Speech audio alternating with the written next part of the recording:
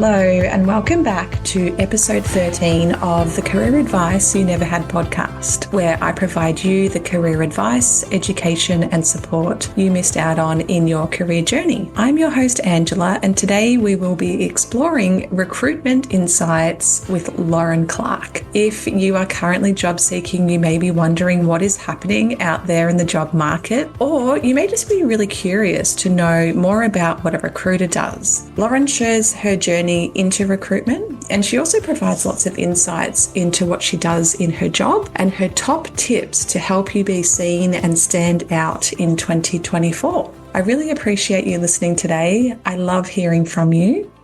Let's get into it. Thank you, Lauren, for joining me here on this episode. And I'd really love for you to tell the listeners a little bit about yourself, what you do, and even how you got into the industry that you're in. Yeah, sure. Thank you so much, Angela, for having me today. I do recruitment, so it is good variety, temporary contract and permanent recruitment. I have been in this industry now it'll be 16 years in a couple of weeks, tick over the 16-year mark, which is pretty unheard of in this industry. There's a lot of turnover and it is tough. So proud to say that I'm still in it. I'm currently working with you. I've been here for just over 12 months now. It's been such an awesome ride. I have learnt more in the last year than I probably did in my last 8 years, to be honest. I kind of fell into this industry. I don't think many people really say, I want to get into recruitment, because a lot of people just don't know what it is. It was in my early 20s. I went to Alice Springs. I thought I needed change. I went over there. I ended up working in the Indigenous communities for a while, and it really just gave me that motivation to work with people. My role was around more motivating them to basically get out of bed and do something. It doesn't matter what you're doing. We were painting the houses. We were planting trees. When I came back to Melbourne after just under 3 years, I thought, okay, I want to do customer service, but I want to do something with more meaning, more of a challenge. And I interviewed with an agency at the time. They said, have you ever considered recruitment? And I said, well, what is that? What do you do? And they sort of explained it to me, and I went, yeah, that sounds amazing. Then I did their personality test. It was after 3 interviews, and they rang me. I remember it was 16 years ago, and I remember they rang me on a Friday afternoon, and I was nearly had my bag packed ready to start on Monday morning. And they said, Lauren, sorry, you've been unsuccessful. Your personality test has come up that you care too much about people and we're all about the money. And that was exactly their words. And that just put the fire in my belly to actually go and get in this industry now and do it properly. And I have never looked back. And funnily enough, they rang me 6 months in and said, oh, no, you've got a little bit of experience. Would you like to come across? I said, no, thank you very much. Wow. It's interesting when you look back over your journey, and 16 years, congratulations. You said you're about to click over onto that. And that it does sound like there is that fire in your belly, that you're about people, that you had that experience. I'm just wondering, tell me a little bit about that fire in your belly and how it plays out today with the people rather than that money aspect. Are you okay to give us a bit of an idea? Yeah, absolutely. And it's quite interesting. And where do I get it from? Not quite sure. But the motivation that I still feel every day in this role is real. And I'm very lucky to be in a role that I am really passionate about. Over the time of my recruitment career, I have had 2 children in there. So I had mat leave, came back part-time, had mat leave again, came back part-time. And look, that was a really tough road. But I think it was the time that I went full-time again. And I don't know if it was, okay, now I'm a mum. I just got this new lease on life, I think, of just really working with people and really making a difference. I mean, I had it in me all the time. There was just something about it. And I think there's a lot of return to work parents mainly mums that I do work with, and just seeing the struggles that they go through with change of career, getting back into the industry after perhaps taking a long time off to raise children, for example, or just going from part-time to full-time. I had now lived through that, and I think that's just what gave me that extra motivation. And I just, to this day, I love helping people and dedicate a lot of my time to doing that free of charge. So yes, I've got the business with you on the side, and that's great, and I hit my targets there. But for me, where I am in life now, it's, I'm not here to get bums on seats and earn massive commissions. It is about really quality and making a difference now. And it's so good to hear. I'm really interested also to know, you said that you worked for another organisation. You've been at UNU for a little bit now, and you've learnt more than you have in the 8 years. I know a little bit about this story, and I'm hoping that you might be able to shed a little bit of light on what that looked like for you to jump into this role. And this sounds like a pretty vertical learning curve. What that's been like for you, changing companies. And gee, that's a really tough time. So I really do feel for people going through that time, and I hope I can be of assistance to people going through that, because you do need some really good support around you. So I was with another agency for 14 and a half years. It was a small privately owned company. And just over the time, I think, with 2 parental leaves, come back, now I'm full-time again, and I'm still that passionate, and I'm still motivated more than ever. And I think my passion, motivation, goals, dreams to grow, dreams to do what I wanted to do within the industry, it just wasn't going to happen there in that organisation and in that space. I just had to do something. I just had to be brave and make that change. But gee, I didn't really know where to start. I'm sure a lot of people will resonate with this. Did not know where to start. No confidence at all. I was frustrated. I felt stupid. Honestly, I really felt stupid. I'd been there for so long doing the same thing, and I was the most senior person there. So I really felt like I hadn't been learning for quite some time.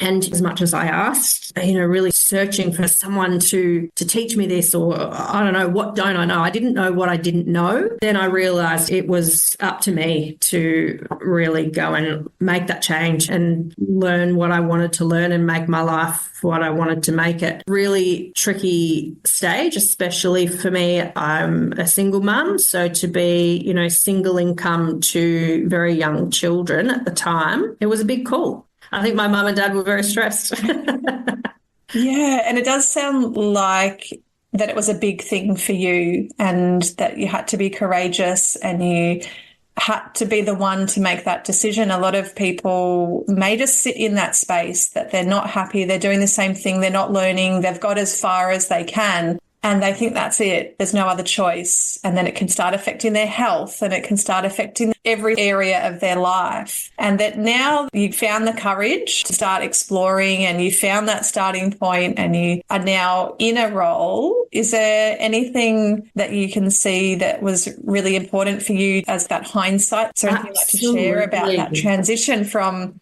that role to where you are now? Yeah, absolutely. And you mentioned that we have worked together before. I invested in a career coach and a life coach, and look, I'll be honest, I was that person who was a bit of a non-believer, or what is a career coach? What is a life coach? What can they do? Is it worthwhile?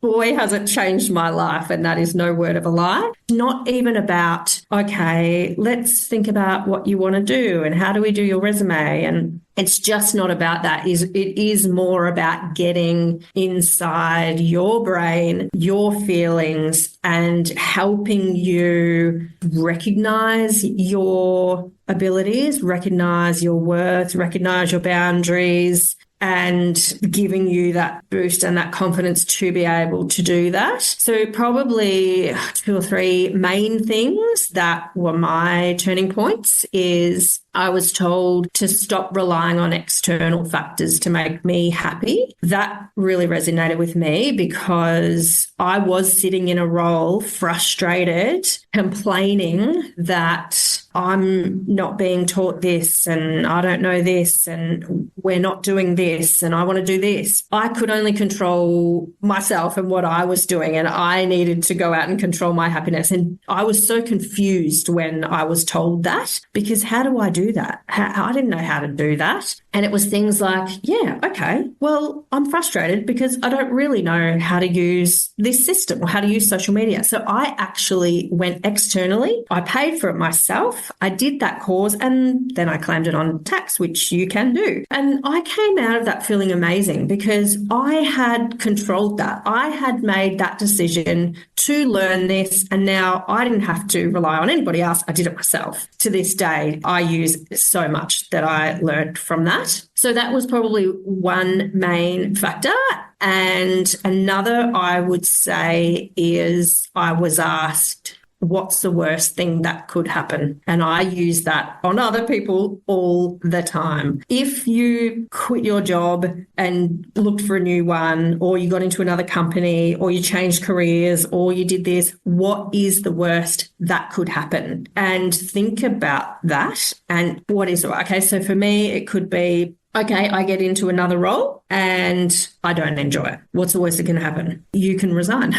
So just leave, go and get a new one. There really wasn't any answer that scared me enough to not do it. Because if you can get through the worst thing that can happen, if you know that if it happened, you'd be okay, then take that chance. And I use those things all the time now in everyday life. And it is good to look back into that hindsight and go, what have you learned about yourself? That those external factors, I always am a big one that talks about putting you at the center of your career. You're the only one who can manage that. If an organization's not going to pay for your learning, as you said, you go externally. And what a change that can make for someone who hasn't learned something new in a while. It is refreshing, and that we sometimes even unpack how important learning is to us if we haven't done it for a while. Putting us out of our comfort zone, and that even asking those questions, let's plan for the worst case scenario, the best case scenario, and anything in between, because we are not predictors of the future. We can only give it a go and see what happens. Maybe I need to try that industry before I know if I like it. Maybe I need to try that company. And we sometimes read a job description. We can be on their website. We can have met people, but we don't know till we're actually in the role if we like it. You sound like you're pretty happy at the moment. You're learning quite a lot. Absolutely. And I think too, on that, it's when is the right time? When is the right time to move? And I think I myself and other people who I assist in this industry is, I was saying, I can't leave until my youngest is in school as well. I don't know why. That was my excuse. And I don't know why, because what change is that going to make? I don't know. But, I hear things like that all the time. I have to wait for this. I have to wait for that. We only live once. We don't know how long our life is, not to get too deep there. But I just think it's so important to be happy. Change can be really good, and it can just be life altering. I just hope that out of this, people have some confidence to follow their dreams. And it might even just be taking that next step, that we can do a lot from the role that we're in. What happens if I just start exploring and I make it's maybe a 1, 2, 3, 4 year plan, that if I just start learning and I talk to people and I get knowledge about an industry, that can open up possibilities. Talking, going to networking events and putting yourself out there may even make you happy in the role that you're in. And as you're exploring, it just is that natural progression. So sometimes the timing is about the person and when they're ready as well. And that I'm really interested, because when I have people talking to me, sometimes they think that I can magically find the role for them. Tell me what job is right for me. And that when I used to job seek maybe 10, 15 years ago, this is what recruiters used to do. And I always have to pull it back and go, okay, well, you're the center of your career. You're the self-manager. You're the one making the decisions. No one can make them for you. And what people's perceptions are of a career counselor, a recruiter, and the difference, a lot of people don't know. So I'm wondering if you could make it a little bit clearer. And especially, you've been in recruiting for 16 years, so you've probably seen changes as well. What's recruitment for you now and versus what did it used to be? And how do you describe recruitment? It certainly has changed, and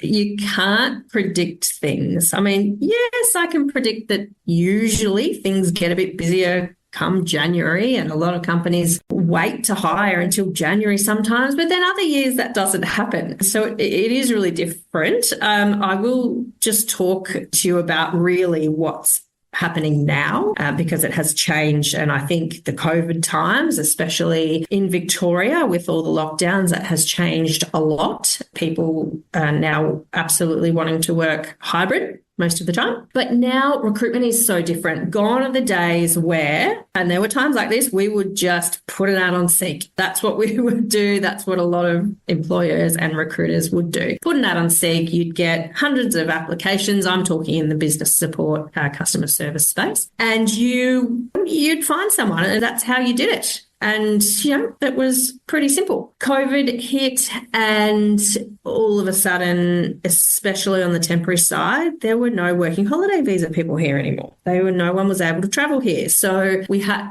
to work out how are we going to find people. Anyway, where it's come now is that Seek is actually, still used. However, I can talk for myself. I just don't really advertise on there much. Depends what the role is. Companies now, especially with cost of living and salaries going up, etc., they're coming to recruiters for the roles that are hard to fill. So I am working on less and less junior roles these days. And they are often more niche. So they might be looking for something in particular or industry experience. So it's more niche roles I'm working on now. And look, most of the time they have tried to save money and put an ad on Seek or some job board themselves and haven't had any luck. So they've already tried the easy things, I can say, and then they're coming to me to really look at my network, my database. Recruitment now, a lot of people don't realise that we have to get the jobs in. We don't just have jobs flooding in. Yes, I have repeat clients, but we have to sit and make phone calls to companies to try and get jobs in. We have to go and visit people. We have to get our face out there. At the end of the day, it is a sales role because we need the roles in. Without getting roles in, we have no roles to offer the people, the candidates. That is a lot of our time. I think a lot of people don't recognise that because the biggest complaint in the industry is, the recruiter hasn't got back to me. And yes, that absolutely happens out there. We are just extremely busy doing that side as well, trying to get more jobs in. And the way in which we're finding candidates is, as I said, it's not an advertisement most of the time. It is my referrals to myself, word of mouth, which is great being in this industry for so long. I have a lot of those. I also run events, so we get candidates from our events, which are free of charge, networking events that I attend and that my team attends. In terms of LinkedIn, look, that would be the number one in 2024. If I can give any advice, it would be get on LinkedIn, get your profile up to date with a professional photo on there. And if you are open to work and you're not trying to hide from your current employer or anyone, you can put the open to work little banner on your photo. It is going to get you seen. This is what recruitment is now. You need to be proactive in getting out there and being seen because we are searching for you. We are no longer waiting for you to apply for a role that we've advertised. We are trying to find you now. Please let us find you make sure you have your resume updated, loaded onto Seek. You might think that, it's on there, but no one can see it unless I apply for the job. That's not the case. We pay for Seek in the background, a talent search. We can see your resume sitting in there. So if that's not updated, and it doesn't, for example, have your current role, which is relevant to the role you're looking for example, then you're not going to come up in my search. I'm not going to see you. Your skills don't look relevant to what I'm looking for. Your CV is uploaded onto Seek, Jora, whatever job board you're using, because we will see it in the background, and absolutely LinkedIn. Make sure that you're up to date there. And then it is about getting out and about And that could be calling people that you know, because it's a numbers game. It's always recruitment and getting jobs is always going to be a numbers game. It's a big market at the moment. There's a lot of people looking for work. I'm sure if you're listening to this, you're thinking, how do I get seen? How do I stand out? And this is more and more in 2024, you need to stand out. And that could just be, as I said, ringing people who you know. If you think, oh, look, I'd love to work for this company, or I really like this role, use LinkedIn. I think that's a really good way of doing it. Use websites. Have a look at who's in those roles. Connect with those people who are in those roles. Connect with people who are in those companies. If a recruiter has reached out or advertised a role, or you've applied for it, pick up the phone and ring me. Ring the recruiter, because if we've got hundreds of applications for that particular role, we might not even get to yours, because we might be able to fill the role before we even get through to each resume, and that happens all the time. Pick up the phone, ring, just to make yourself known with intelligent questions. I do get a lot of phone calls with people ringing saying, I've seen this role, just want to know, where is it located? And I think, oh, goodness me, like it says on there that it's in Melbourne CBD. Ring with some intelligent questions, and then feel free to say, look, I'm actually just ringing. I'm really interested in the role and I wanted to get ahead and I wanted to make myself known. I'm really interested. Do that, because probably in the last 12 months, the people who I have interviewed and placed in roles, some of them have been the ones who I hadn't even got to their resume, and they have rang me and introduced themselves and sounded great. And I would say in this day and age in recruitment, get yourself out there, use your contacts. Don't just sit there and apply for jobs. It doesn't work like that anymore. Social media, social media, social media. And it is interesting when I talk to a lot of people that they notice the change, and there's the career management skills we need. So how do you update your resume? How do you create a LinkedIn profile? How do I be seen? This is very new for a lot of people who haven't had to look for a job in the last 5 or 10 years. And that's where people are finding that it's really challenging and hard. And that I know that you've got a webinar coming up, that there's always things, go to anything where you can learn about how can I actually do this, because that's a part of job seeking that is the most hardest for people these days. When I do a resume review, I'm never going to write their resume for them. I'm always going to give suggestions, because it's a skill we need. Same with interview prep. That's probably quite different for these days. And that when we think about your free webinar coming up, what kind of things are you going to be teaching people and giving tips in to start learning about this and help them build those skills that we need? Yeah, absolutely. So obviously today I'm just sort of touching on the main points, but the webinar coming up is Career and Confidence, and it will be online, obviously, on the 26th of August at 12:15. So I will share those details with you, Angela, and the link to register for that. So for anybody who wants to join, I will actually be sharing my screen and showing you some resume templates, how to set them out. And this isn't just basic. There's templates online. A lot of people sort of ask, what should I include? What shouldn't I include? So that's what I'm really going to delve into more, about how to write a relevant resume. Remember that a lot of people are using AI now. So it's all about the keywords. So it's all about getting those keywords in your resume, or you just might not be seen at all. Even if you've got the experience that they're looking for and you're wondering why you haven't had a call, it might just be that you don't have the keywords in there. So I'll be showing you some examples of those in the webinar. I'll also be going on to the back end of Seek to show everyone what I can see. So you'll be quite surprised with that, on what we can see on you. And as well as LinkedIn, I'll be showing you the back end of that and how we search for candidates for our roles and what we see, as well as touching on your profile and what you should be putting in your profile to be seen for us to find you. And then I'll be talking just a little bit about market insights. As I said, my area is business support and customer service, so it really will be focused on that side. But I think all the information will be relevant no matter what your career path is. But it'll be some insights just around making jobs and market and salaries, etc. too. So it should be very helpful, hopefully. It sounds like that practical side is what people need. They need to see how it's done and what they're competing with at the back end of Seek, of LinkedIn. So I feel like that's really valuable. If someone's listening and it's 6 months down the track, it's past the date that you did the webinar, can they still reach out to you and get a copy of the webinar? Is it being recorded?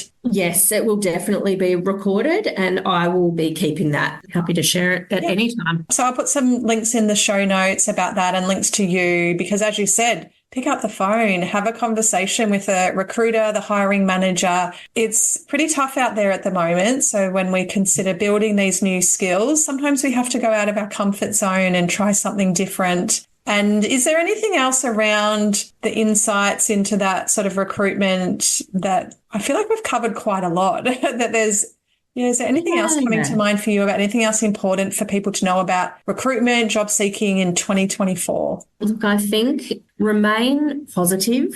I do get a lot of people picking up the phone and ringing me, which is great, but I can really hear the desperation in their voice. And that's fine with me, because I'm here to help you. You can't be going into an interview like that. I know it's really draining. I know it gets you down, not hearing back from jobs, going to interviews, not getting the job. Look, it just means it wasn't the right one for you. Really try and remain positive, because if you get in that negative frame of mind and you're taking that into interviews and taking that into your phone calls, it will actually ruin your chances of getting those roles and getting further. I know it's really hard, but look, just surround yourself with people who are really going to pump you up and support you, and just keep going on that journey. Just keep going, keep your energy as high as possible, and know that you can do it and you will get the right one.